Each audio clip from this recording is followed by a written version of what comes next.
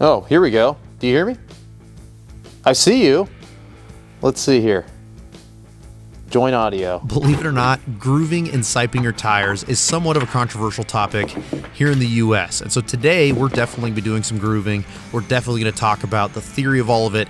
And we're going to talk to a few people in the industry that I think have a pretty unique perspective about this issue and can maybe shine some light on it for those of you that are not familiar with it. Is grooving and siping like a viable option for extra traction off-road?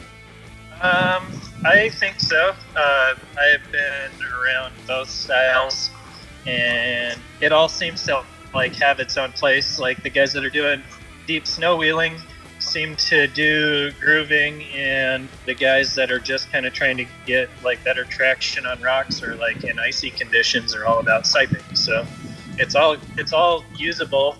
It all helps, and I've done both, and I've seen it work. So yeah. Yeah, so it's something that you would say is worth your time if you know what you're doing, I guess. Like back in the day, back when I first started doing like King of the Hammer stuff, I was working with Falcon, and they didn't even have a mud tire yet. So we were actually racing King of the Hammers on grooved up all-terrains. So we were able to compete and like keep up, and we had like quite a few racers that were actually racing on grooved all-terrains back at the time, and they worked totally fine. So it's definitely a viable option. Now that I live up here in the Great White North, there are like all these tire shops that'll sell you on siping, and I was running a Cherokee last year on Patagonia's, and it wasn't very good, and then I siped them, and then the thing got great traction on like icy roads and stuff like that. So definitely works. Now, the tire that I want to modify today is a mud terrain. It's 39-inch BFG KM3, and mud terrains are great. They're great for mud, as the name implies. And then the compound of the mud terrain will usually dictate how it performs in rocks. But I want it to operate somewhat like an all-terrain in certain conditions. An all-terrain has tread that's much closer together, and it holds stuff in like snow. My favorite things to do off-road are mud and snow, so today I want to try to strike a balance and make enough compromises to increase the performance in both. Where I live, the snow level's coming down really fast right now, and I want to get this thing prepped so I can get up in the mountains and have a little bit of fun. So the whole goal here is to groove for extra traction and to sipe for extra traction. Some of it's actually kind of controversial in theory, but I'm going to talk about my strategy. We're going to groove these, and then we're going to sipe them, and then we'll see what happens. So the first thing we're going to do today is we're going to groove. And the whole point of grooving is to cut large voids in between large lugs to make it to where they will bend and manipulate a lot better. And because we're going to do a square cut instead of a V cut, it's going to make it to where it should hold the snow just a little bit easier. The whole goal is to make a mud terrain, which is made to clear. It's made to clear mud and always stay clean. We're gonna try to make it be a hybrid mud terrain and like a snow terrain, which doesn't exist, it's just something I'm making up. And by making it to where in between the lugs, in between the voids that we cut into the lugs, it should hold on to more snow, and snow sticks to snow better than rubber sticks to snow. And in theory, this will give us better traction. There's actually many different ways to do what I'm trying to accomplish. What I'm going to do is I'm going to start with the spare tire. I'm going to lay out a grid that'll make sense based on what I think they were trying to do when they designed the tire, and then what I'm trying to do with the tire now. And then slowly but surely, you're going to start cutting little sections out and make it to where you open up these voids to either hold on to stuff or eject stuff. I'm going to be using a 1,000-watt tire groover, and this makes this job a lot faster, but you can totally do this with other tools. You can use a vibrating multi-tool like what you'd find at Home Depot or Harbor Freight, and you could even use a chainsaw. I've seen people like Dave use chainsaws to accomplish this exact same thing. There isn't really a right or a wrong way to do this. A couple of things to note. One, I'm only not wearing a mask because I'm talking to you. If this stuff is nasty, you don't want to be breathing this in and cutting it in up over and over and over. But I used a blade that is like square cut instead of V cut. You could choose either or. If you're trying to cut a tire that's going to be better for mud and whatnot, a V taper is going to be better for like releasing, so it's going to be able to clear better. A square cut is going to hold stuff better. You need to keep in mind the traction is in the void. The traction is not here on the flat spot. If this was just a big racing slick, as soon as you hit anything that's not pavement, you have zero traction because all these leading edges are what's going to make this go forward off-road. And so by cutting it down the middle like this, not only is it going to fold better when we air down, but we've literally doubled the amount of those leading edges. So this has been my strategy. Whenever I looked at this tire, I was thinking, you know, if I cut right down the center of these, it's going to give me more leading edges when I'm in the mud. It's going to give it a space to pack full of snow whenever we're in the snow. And then I'm cutting all these in half to double the amount of leading edges in the center. And again, that also helps with it all folding over itself whenever we air down. And then if one thing I did pay attention to is the design of these channels right here. It does it over and over. It starts big and it slowly tapers down and then it stops on that lug right there.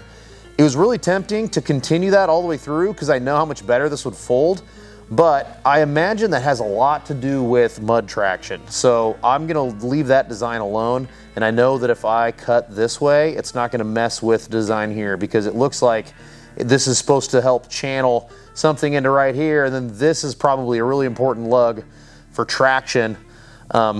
Just totally assuming, by the way, we are shooting from the hip completely, and that most everybody who uses one of these tools and grooves, they're shooting from the hip.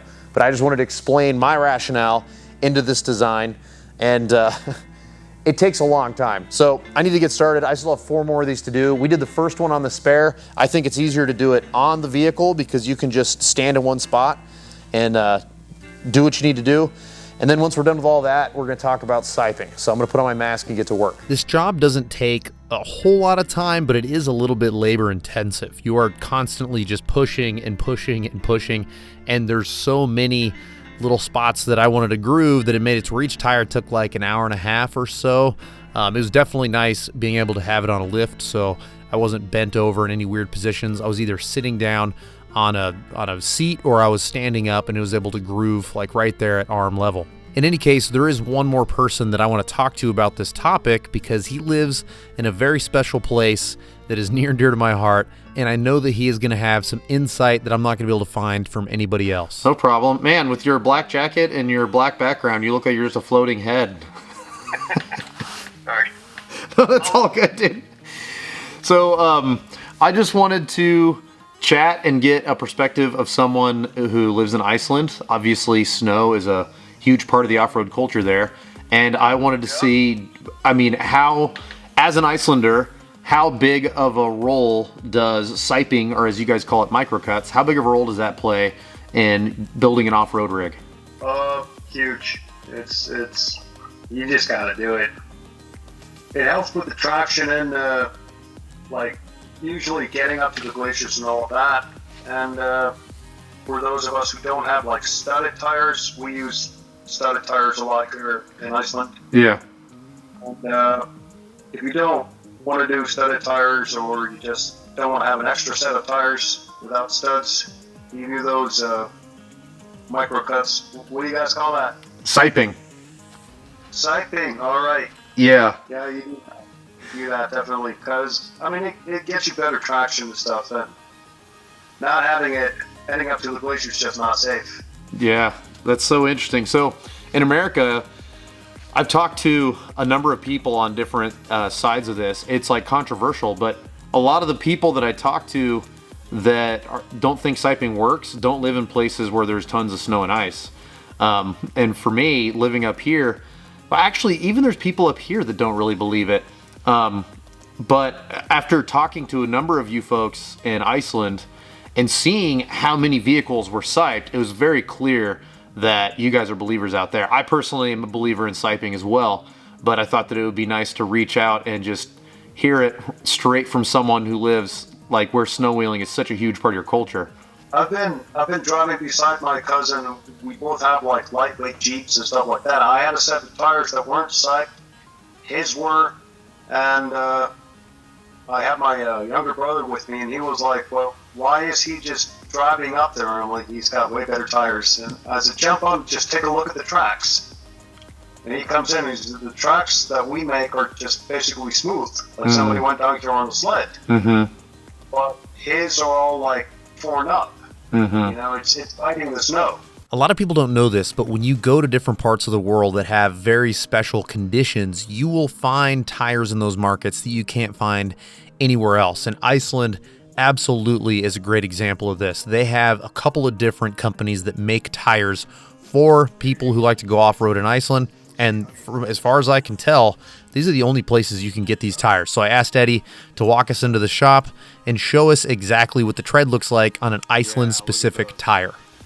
Man, you could tell that would just open and like just really help that lug be manipulated. Yeah. These are made by Arctic Trucks Iceland, so definitely, yeah, they know what they're doing. Right on, man. Well, hey, I appreciate your time. And but before we go, I need one more thing. All right. I need you to say your name in Icelandic, because I call you Eddie because we Americans can't pronounce your name. Say your name again. All right. You want the full name? Yes. Yeah, it's going to be a long video. It's Albjörg Þorberg Kristjánsson. Awesome, man. Hey, thanks so much, man. We'll be in touch again soon. All right. All right. Bye-bye. We'll see you later. Should this conversation with Eddie be looked at as evidence that, you know, microcuts, as they call them, or siping or grooving works and makes a difference in performance? It's certainly anecdotal, right? It's just one guy's experience. But what I found over there is that everyone that I talked to about this all truly believed in this. And I know that there's studies out there that make it seem like these types of techniques don't make that big of a difference. But man, it's hard to ignore the people that I have met along the last 20 years of going off-road and their opinions on these types of subjects. So I don't think you should take this as gospel, but I definitely don't think that the nuance involved in a topic like this should be ignored. In any case, I've got my tires grooved and I'm ready for the next step. This is the part of the video where I should be siping. And I do have a siping tool, or as my friend Eddie would call it, microcuts. And the difference, for those of you that don't know, grooving is you're actually like cutting a void in between tread. Siping, you're essentially taking like hot razor blade and you're not really removing any material. You're just cutting lines through it and separating it to make it to where the tread can fold and whatnot. And siping clearly makes a big difference. I saw it last year. I've got a set of 39-inch KO2s on my wife's Gladiator, and they were holding snow so well because of the siping.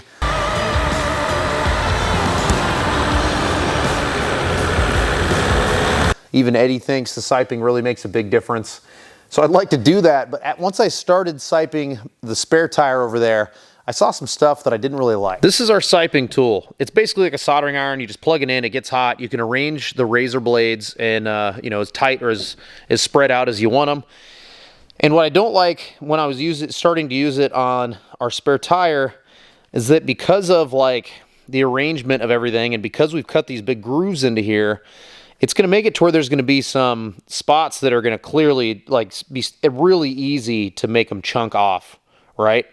The thing that's a bummer is that when I run my fingers across the tread, it catches on all the edges, and then this spot where I started playing around with the siper, I mean, I can really feel that grip my thumb. Like that would make a huge difference in traction, I think. So I'm torn. I'm curious on what your thoughts. Do you think I should go through and sipe all these tires to get like the ultimate performance and not worry about the fact that they're going to chunk off all over the place? Or should I just leave it as is? I mean, this is definitely going to make a difference off-road. I just like to maximize performance so much that it's very tempting, even though I'm going to definitely be reducing the life of the tire a lot because I'm going to have so much separation in the tread. It's very tempting to just do this and run it across through all the tires. So I think what we're going to do for now is we're going to table this, and I'm really curious to hear your thoughts on what you think I should do. There's huge pros and cons to everything in life, and siping and grooving your tires is no different. On the con side of things, you're going to ruin your warranty. You are definitely going to run the risk of making it louder.